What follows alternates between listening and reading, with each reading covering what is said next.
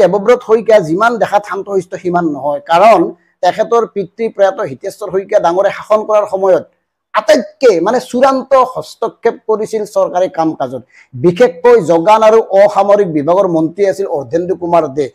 তেখেত নামতহে মন্ত্ৰী আছিল, গোটেই কাম কাজ এখেতে চলাইছিল। এই কথাবোৰ সচেতনসকলে এতিয়াও কয়, কাৰণ সেইখিনি সময়ত তেখেতে এটা ব্যৱসায়িক লবি সৃষ্টি কৰিছিল। সেই লবিৰ পৰা কি সুবিধা বা কি লাভ কৰিছে সেইটো বেলেগ কথা, সেইবিলাক কথা আমি আজি নকওঁ। কিন্তু আমি ক'ব খোজা কথাটো হ'ল, দেৱব্ৰত শইকীয়া ডাঙৰীয়া, আপোনাকতো সকলোৱে মৰমতে জিন্তুদা বুলি মাতে, আমিও সুধিছোঁ জিন্তুদা, এই যে আপোনাৰ বিৰুদ্ধে এটা CBI কেছ আছিল, শিৱসাগৰ জিলাৰ এটা নিৰ্দিষ্ট কোষাগাৰৰ পৰা যে জীপ ভৰ্তি কৰি টকা অনাৰ বাবে CBIৰ গোচৰ এটা হৈছিল, সেই গোচৰটো আছেনে নাই?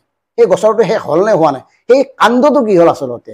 এই কথাবোৰ এইকাৰণে সুধিছোঁ, কাৰণ সেই কথাবোৰেও এই ক্ষেত্ৰত ক্ৰিয়া কৰিব পাৰে নেকি, যাৰ বাবে আপুনি বিজেপিৰ বিৰুদ্ধে মুকলিকৈ যুদ্ধ ঘোষণা কৰিব নোৱাৰে। আমি যে ক'লো CBI কেছ, সেই কেছটো চলি আছেনে নাই, ইয়াৰ স্পষ্টীকৰণ দিব লাগে দেৱব্ৰত শইকীয়াই।